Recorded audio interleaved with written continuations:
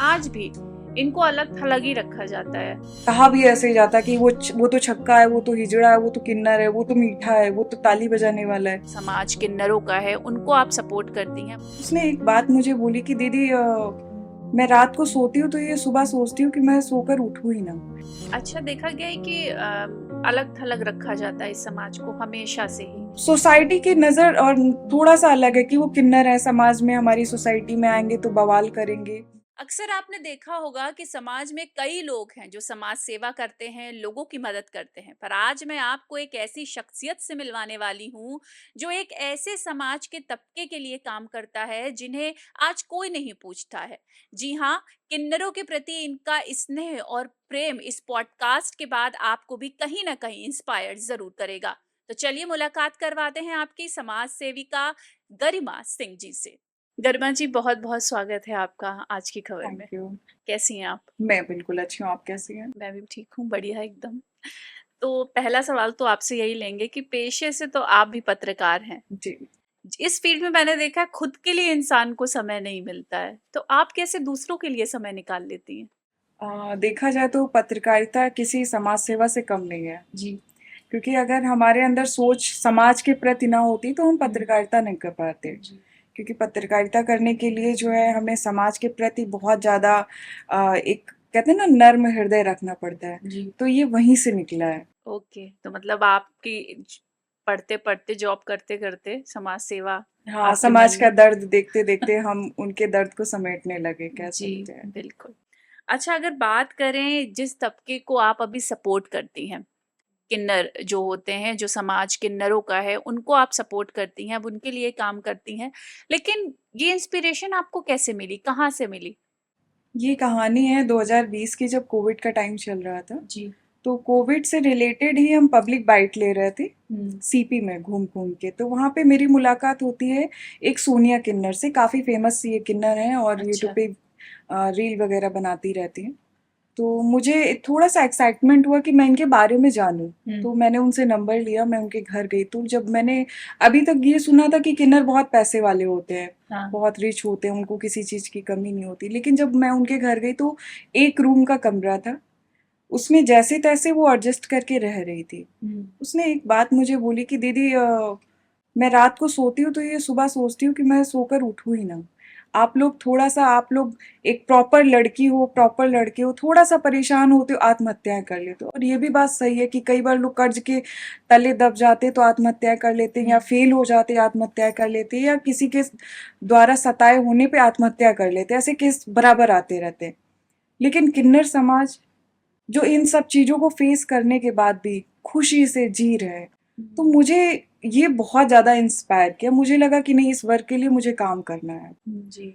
और कोविड के बाद जब कोविड के ही पीरियड चल रहा था तो उस वक़्त ये हुआ कि सब लोग तो किसी न किसी की सबकी हेल्प हो रही थी, लेकिन किन्नर समाज को कोई नहीं देख रहा था। क्योंकि उनके माँगने का जो पेशा था वो तो बंद हो चुका था, लोगों से मिलना-जुलना सारी चीज़ें बंद हो गई थी।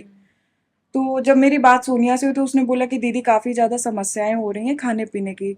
तो मैंने जितनी कोशिश हो सकी, मैंने अपने पॉकेट मनी से सोनिया किन्नर को बराबर राशन वग़ैरह ये सारी चीज़ें भिजवाती रही। अच्छा, देखा गया है कि अलग-थलग रखा जाता है इस समाज को हमेशा से ही। तो जब आपने आगे बढ़कर इनकी मदद करनी चाही, तो समाज में किस तरीके का विरोध आपको झेलना पड़ा?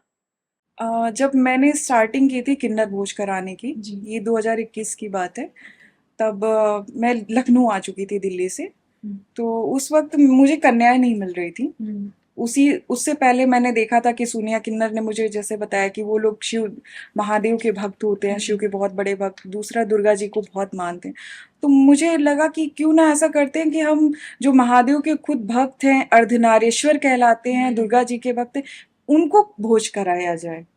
वो थोड़ा-सा मेरे लिए भी अलग था। मुझे लगा कि समाज इसका बहुत ज़्यादा विरोध करेगा। मैंने बात की प्रियंका किन्नर से, लखनऊ की प्रियंका किन्नर काफ़ी अभी फ़ेमस हैं।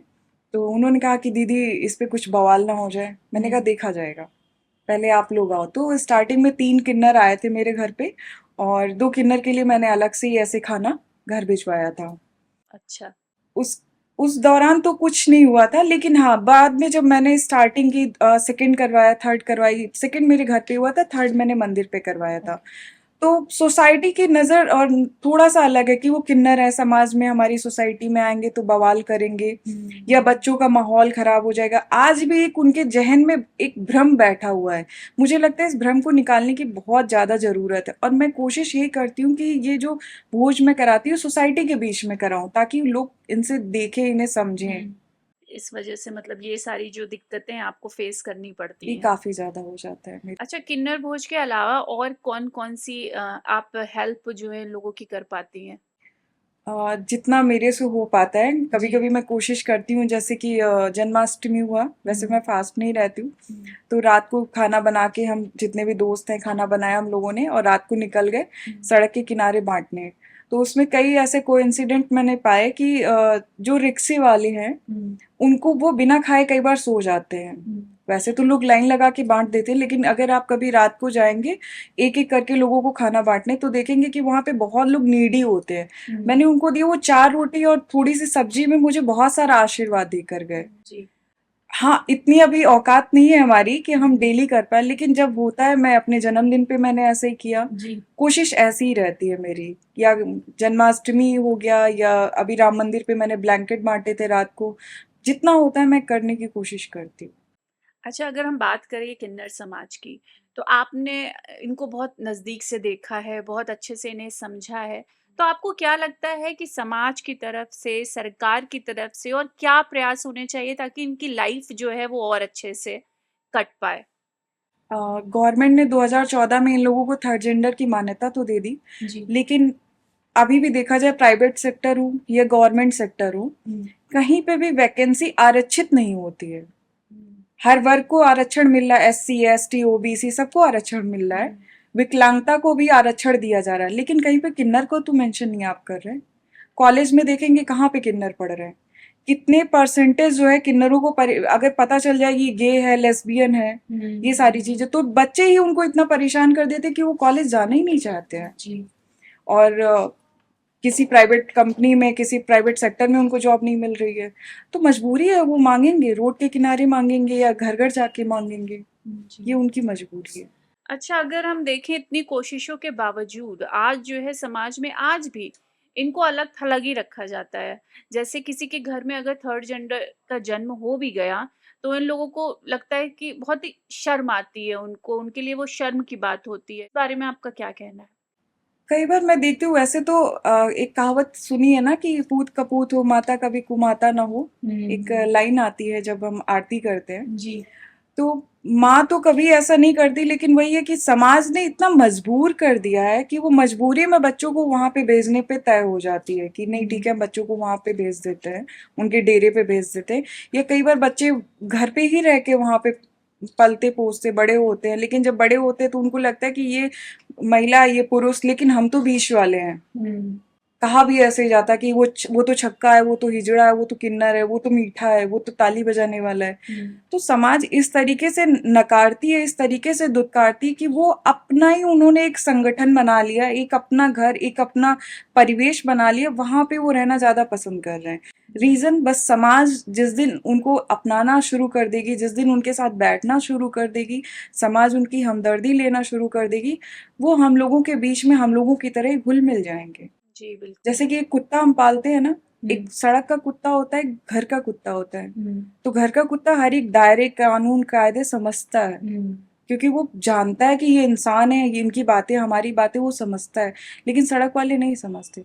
कुछ ऐसे ही इन लोगों के साथ भी है। अच्छा, मैंने देखा है ज़्यादातर लोग जो है कई लोग हैं जो डरते हैं इस कम्युनिटी से, ठीक है? इस समाज के किन्नर मतलब जो भी हैं, तो उनसे डर लगता है उनको। तो ये कैसे दूर कर सकते हैं हम इस समाज में, ये भ्रांति कैसे मिटा सकते हैं? देखिए, डर की अगर हम बात करें तो डर तो मुझे भी पहले लगता था। जैसे माँ बाप ने बताया, चीजें मैंने देखी कि ये तो बुरे होते हैं, ये तो हाँ। कहीं भी लड़ जाएंगे, कहीं भी झगड़ जाएंगे या बुरा मान जाएंगे। जब मैं इनके करीब गई, इनको जानने की कोशिश की, तो मुझे बिल्कुल भी अपोजिट लगा। ये तो इतने इतने अच्छे दिल के इंसान है कि अगर आप प्रॉब्लम में होंगे ना तो आपकी मदद करेंगे, आपको कभी ये हर्ट कर ही नहीं सकते। हाँ, इनको छेड़ो मत, क्योंकि कहते हैं ना, इनको छेड़ो मत, ये बहुत सताए हुए हैं। तो बिल्कुल ये उस तरीके से हैं, लेकिन बहुत ही अच्छे इंसान होते हैं। इनसे डरने की किसी को ज़रूरत नहीं है, बस प्यार जी। से आप बात करिए इनसे। अच्छा, अभी फ़िलहाल नकली किन्नर और असली किन्नर की बहुत लड़ाई चल रही है, तो कभी आपका ऐसा कोई एक्सपीरियंस रहा कि आपको लगा हो कि मतलब नकली किन्नर से कभी कोई सामना आपका पड़ा? हाँ, मैं इस लाइन में काम कर रही तो मैंने ये देखा कि बहुत ही अपराधी फ़ील्ड के लोग हुँ। नकली किन्नर बन के घूम रहे हैं। और अभी थर्ड टीज़ी कार्ड बन रहा था, तो इस पे भी मैंने बात की थी कि टीज़ी कार्ड पे जो फिज़िकल टेस्ट होता है, वो फिज़िकल टेस्ट बिना सत्यापित एक पत्र होता है, स्टाम्प पेपर, उस पे लिख के देना होता है कि हाँ, हम किन्नर हैं। हुँ। बस उसके बेस पे आप जो है उनको किन्नर की आईडी कार्ड बाँट रहे हैं, तो मैं गवर्नमेंट से भी रिक्वेस्ट करना चाहूँगी कि ऐसा मत करिए, क्योंकि उसमें बहुत सारे जो नकली जो मतलब क्राइम में है, जिन पे केस लगे हो, वो भी अपनी आइडेंटिटी को चेंज करके इधर किन्नर बन के घूम रहे हैं, जिसकी वजह से ओरिजिनल जो किन्नर है, वो काफ़ी ज़्यादा परेशान है, हुँ। काफ़ी ज़्यादा परेशान। सफ़र भी कर रहे हैं इस वजह से। क्योंकि जो बन के आ रहे हैं, जो कहीं न कहीं क्राइम ये सब चीज़ें, वो तो एजुकेटेड है, वो तो आम समाज की ज़िंदगी देख कर आए हैं। हुँ। लेकिन जो ओरिजिनल है, वो एजुकेटेड नहीं है। तो वो हुँ। चीज़ें जो सरकारी लाभ है, वो नहीं उठा पाते हैं, हुँ। वो कुछ भी नहीं उनको पता चलता है, लेकिन ये आगे-आगे समाज में हर जगह दिख रहे हैं, नज़र आ रहे हैं, वो सारे नकली किन्नर हैं। लेकिन आपने जैसे आपराधिक वर्ड यूज़ किया, तो कहीं न कहीं छवि भी किन्नर समाज की खराब करने में ये लोग। बिल्कुल, किन्नर समाज इस बात को खुद एक्सेप्ट कर रहा है। कई बार मारपीट होती है, लेकिन पुलिस प्रशासन इस पे कोई कार्रवाई नहीं कर रही। वो इन लोगों से अभी बहुत दूर भाग रही है। हुँ। पुलिस प्रशासन को लगता है कि अगर इन लोगों से हम कुछ पंगे लेंगे, तो ये आ जाएँगे। एक मानसिक सोच भी है और एक हाँ। सच्चाई भी है कि हुँ। कपड़े उतार के तमाशा कर देना, हाँ। ये बहुत ज़्यादा ही हो रहा है। तो जी। वो नकली ही किन्नर कर रहे हैं। ओरिजिनल किन्नर के पास इतना समय नहीं है। जी। वो बहुत ही शांत रहते हैं। आप जब भी उनसे मिलेंगे, वो आपको सिर्फ़ दुआएँ देंगे, कभी बद्दुआ नहीं देंगे। जी, बिल्कुल। अच्छा, अगर हम बात करें आप किन्नर समाज के लिए तो काफ़ी काम कर रही हैं, लेकिन अभी आपने एक मुहिम चलाई है कि जैसे लोग पूजा करके मूर्ति जो है कूड़े में डाल देते हैं, तो उसको उठाने का और समाज के लिए कोई संदेश देने का आपने जो भी मुहिम, ये कहाँ से आपको प्रेरणा मिली? अ, ये मैंने देखा कि अभी जब राम मंदिर निर्माण हो रहा था, हुँ। तो हर घर भगवा ये सारी चीज़ें चल रही थी। जय सिया राम, जय सिया राम। मैं भी करती हूँ, मैं भी हिंदू हूँ। लेकिन मुझे बुरा तब लगता है कि जिस मूर्ति के सामने आप लोग पूजा करते हैं, आप लोग अपने गिले-शिकवे करते हैं, भगवान से मतलब अपने माता-पिता से भी ऊपर उनको भगवान मानते हैं। उस मूर्ति में एक एक पल के लिए आप भगवान को ही तराशते हैं, देखते हैं कि यहाँ पे भगवान है। कुछ थोड़ा-सा टूट जाती है, खंडित हो जाती है, आप उसको ऐसे पेड़ के नीचे फेंक देते हैं, सड़क के किनारे फेंक देते हैं, उसपे कुत्ते टॉयलेट कर रहे होते हैं। हुँ। तो मुझे लगता है कि अगर ऐसा ही आप लोगों को करना है तो मत करिए। हुँ। ये कोई हिंदू धर्म नहीं कहता, ये कोई भक्ति नहीं कहती कि 2 पल आपने पूजा फिर उठा के फेंक दिया, ये हुँ। कहाँ से है? तो मेरी तो अभी देखिए जैसे कि ये हुआ था क्या कहते हैं गणेश चतुर्थी हुई थी, हुँ। नवरात्रि अभी दुर्गा हाँ। विसर्जन भी मैं देख रही हूँ बहुत ज़्यादा हो रहा है। लोग अपनी इच्छाओं के अनुसार चुनरी खरीदते हैं, माला खरीदते हैं, फूल खरीदते हैं, सब जाके नदी में बहा देते हैं। क्या नदियों ने ठेका लिया है? हुँ। नदी में जब पानी का बहाव ही नहीं है, तो इतना सारा कचरा उसमें डालने की क्या ज़रूरत है? ये देश हमारा है, इसको साफ-सुथरा रखने की ज़रूरत है। फ़ॉरेन में नदियाँ साफ रहती हैं क्योंकि वहाँ पे ऐसे कोई मान्यता नहीं है कि आप हुँ। दुनिया भर का कचरा वहाँ पे लाके डालिए। जी। आप कम मूर्तियाँ खरीदिए। मिट्टी की मूर्ति वो विसर्जन होती थी गाँव में, जो लोग प्रॉपर पिरोड़ की मिट्टी बनाते थे, ताल से मिट्टी लाके जिसमें ना हुँ। कीलें होती थी, ना कुछ। ये तो पुट्टी है, ये तो गलेगी ही नहीं, हुँ। पड़ी है। गणेश जी की बड़ी-बड़ी मूर्तियाँ बनती हैं, आप शौक में, फैशन में लाके बड़ी-बड़ी मूर्तियाँ बनाते हैं। फिर उसके बाद कितना बुरा लगता है जब वो इधर-उधर पड़ी हैं और पानी में पड़ी हैं, नाले में पड़ी हैं। लोगों हुँ। को बिल्कुल भी तरस नहीं आता। क्या तब गणेश जी चले गए? क्या हुँ। दुर्गा माँ चली गईं? हम लोग कौन होते हैं उनको लाने वाले, कौन होते हैं उनको विसर्जित करने वाले? लोग इसकी हिस्ट्री ही नहीं जानते हैं, हुँ। कुछ भी कर रहे हैं। जो ट्रेंड में आ रहा है वो कर रहे हैं। फैशन, सिर्फ़ फ़ोटो, हुँ। रील, शूट, ये फैशन चल रहा है। हुँ। दुर्गा जी की सिंपल सी इतनी छोटी-छोटी मूर्तियाँ हमारे घर में भी दादी होती थी, पिरोड़ की मिट्टी से बनाती थी। पिरोड़ की मिट्टी वो गल जाती ईज़िली, हुँ। उसका होता था। ना कि आप बड़ी-बड़ी पुट्टी की मूर्तियाँ लेके आ रहे हैं जिसमें तार भी है, कीले भी हैं, आप नदी में बहा रहे हैं, लोग नदी में जाएँगे, ये जानवर भी जाते हैं, उनके मतलब कितना हर्ट हो रहा है। हुँ। आप सही बात प्रकृति है। को कितना नुकसान पहुँचा रहे हैं। जी, बिल्कुल।